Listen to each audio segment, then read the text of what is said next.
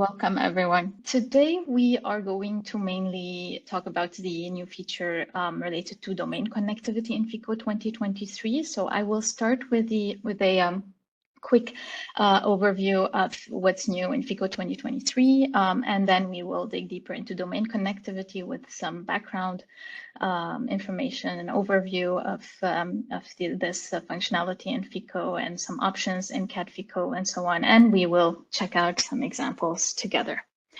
So a quick, some highlights about our new features in the 2023 version. So we had in previous sessions talked about CBFM method for use with MOM and MLFMM. We also shared some information about the AMR Feko for automatic adaptive mesh refinements for FEM and MOM solutions. Then, of course, we have our domain connectivity, which we will be checking out together today, which is now can be used directly in CAD Feko. A lot of antenna models that have been added. So here it's mentioned 10, but there's quite also a bit more in the 23.1 also releases, new platforms added to the component libraries, some limitations that have been relaxed related to SEP implementation for MOM and RLGO simulations. Some lossy dielectrics that now can be included in CMA analysis, and some loading restrictions that have been relaxed when doing some cable analysis with MOM and MTL simulations. So this is to give you a quick idea about some of these features. So coming back to our main topic for today, which is domain connectivity for unconnected meshes. The main background is actually based on the fact that in real world problems where we have complex models, the simulation model is usually assembled from different parts coming from different sources. And when we want to perform some antenna integration in our scenarios on large structures, where these large structures, for instance, it can be a vehicle or an aircraft, these are usually pre-processed for CAD cleaning or surface creation, as well as model assembly and meshing and specialized tools such as Altair's HyperWorks. So these basically are pre-prepared meshes that can be easily imported into CAD Feko. Now, on the other hand, we would like to use some extra geometric model for the antenna itself and to optimize the antenna with this platform. And this would require a parametrized geometric model. So the new domain connectivity approach mainly allows us to connect the static mesh of the platform and use it with the dynamic parametrized geometry without having to take care of the usually required node connectivity between these different parts. So in previous versions of Feko, mesh connectivity between these different parts was achieved mainly when we had a common interface with shared vertices. So in other words, we should have a continuous mesh. And for most of the geometric changes we would perform on part of the model, we would need to remesh the whole model to maintain this type of connectivity. No, I would like to also point out that the domain connectivity feature actually was initially added in the 2022.3 version, but it was available only in Edit Feko, and and in the 2023 version, it was also made available in CAD Feko.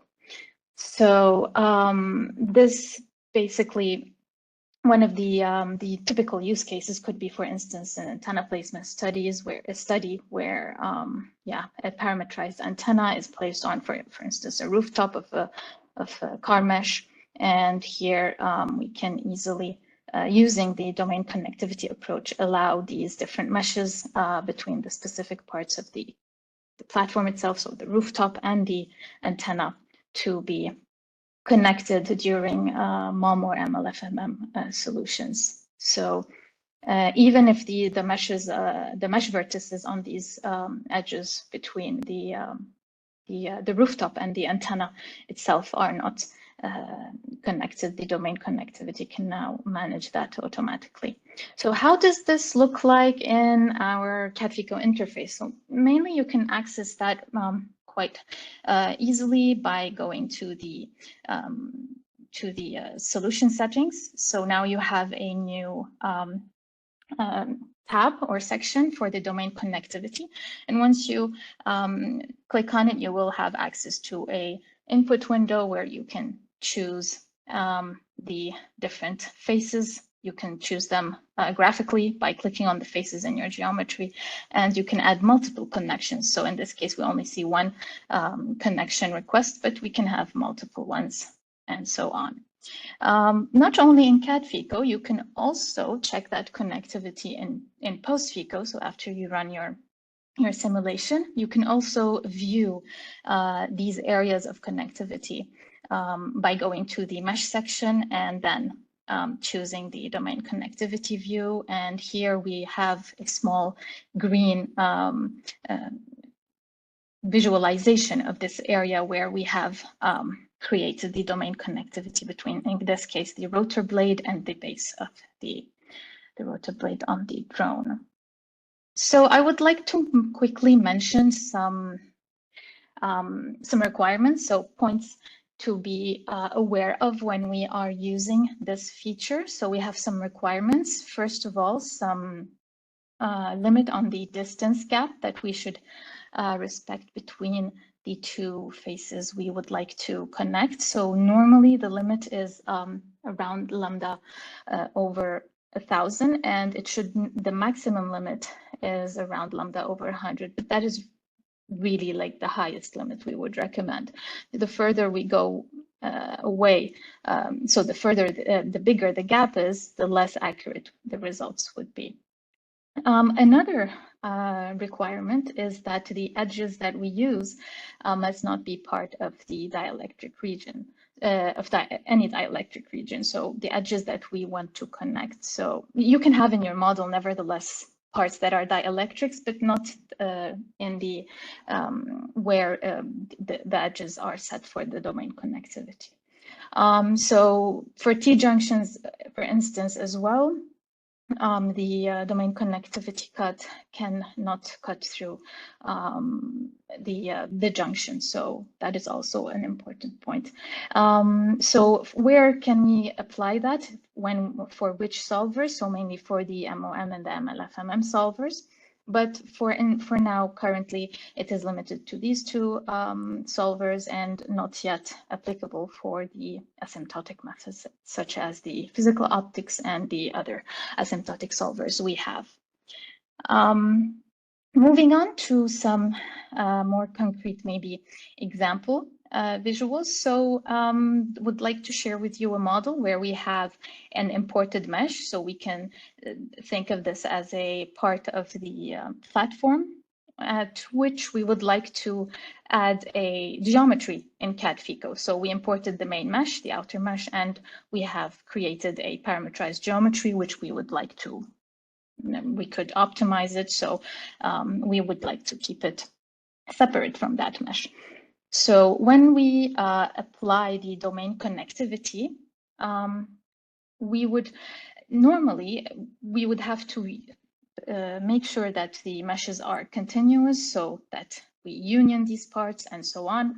And this is what you see here is the case where the mesh is completely connected, and we see all the black dots that show the connected vertices between the meshes of the two geometrical parts. But on this on the right side, we see that, I mean, each mesh is separate and we have different vertices for each mesh, and they are not necessarily connected. To give you an idea about how the currents would flow in different cases, with the full mesh connectivity, we clearly see that the currents flow continuously at this edge. And when we do not have a connectivity, we see that we lose quite some accuracy in the model. So this is the case when we have a small gap.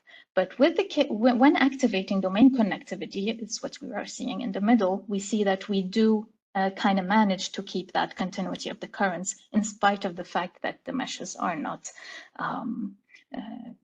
connected. So yeah, comparing a bit the results that we could see. So basically here we have the three cases: the case of the unconnected mesh, the case of the fully connected mesh, and the case where we have applied the domain connectivity. So the blue trace is the case where we have the fully connected mesh, and we see that the case with the domain connectivity is agrees highly with this results, whereas the case where we just did not make sure that we have mesh connectivity nor use the domain connectivity feature, we see the red trace is quite different and we lose in accuracy.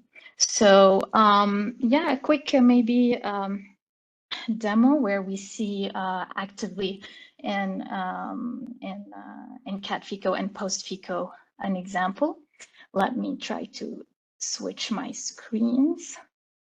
So here we have a simple drone model where we can, in cat Feko, so it was created in cat Feko, and what we want to test actually is these different parts which make the rotor blades and the body of the drone itself. So basically we have moving parts and we have the static part, and we will check that in the geometry. So the main body of the drone is this currently selected part, and each rotor has its own geometry and corresponding mesh. Now, the new feature that we can perform is actually, I just want to show you clearly where we are performing the connectivity. We have a slight gap, I hope you can see that, between one of the faces of the rotor blade and the connection part on the static part of the drone. And it is this gap that we would like to eventually connect without having to perform any extra unions on the mesh itself. So actually currently what we can do is we can go to the solve run section in cat Feko, and we can directly click on the domain connectivity feature. And we can see here that now we have access to the window where we can define the different faces that we want to connect. So I will start by clicking on my 3D view and to select the first face, and then select the lower face to be connected. And here I have now set my connectivity between these two parts. Now there is a tolerance that here you see, and this tolerance is actually a user-defined limit that will make sure that gaps that are bigger than this distance or value will not be included in the domain connectivity, because sometimes you have gaps that are physically there and that you want to keep them. So basically this is to ensure that you are not virtually linking gaps that you want to keep there. So yep, and this is, you will see that appear once you create your domain connectivity. Under solution settings, you will have access to the domain connections and the domain connectivity you have just created. In this case, we have 4 connections, so 1 for each rotor blade in the model. Now, what if we move to post Feko? So in post Feko, actually, when we have run our model, and here in this case, we have requested some far fields and some current distribution. So we will have, we can check that we have the all the results that we have requested previously, but to ensure that, especially on the geometric areas where we have defined that domain connectivity, we have indeed ensured this connectivity. So we can actually visualize that when we have the 3D view of the model, and by going to the mesh ribbon part, and now we can see here this domain connectivity activation. Now currently I have activated it, so what it will allow me to see selected in green the areas or the edges where between which this domain connectivity has been applied. So yes, basically these are the main different parts of this feature that were added. And maybe just to quickly conclude, So mention the main points that we have seen today. So basically, this is a feature that is quite useful when you have, especially when you are preparing your model and you have, as I mentioned, some static parts of your geometry and other parts that you would like to either optimize, modify, or which will be moving parts, dynamic parts. So it will allow you to gain time when preparing your model and performing some runs. So to keep in mind that it is currently available with the method of moments and the MLFMM solvers, and that you should respect some boundary conditions that I have shared today. So yeah, I hope that this quick demo was helpful, and please don't hesitate to ask any questions if you have.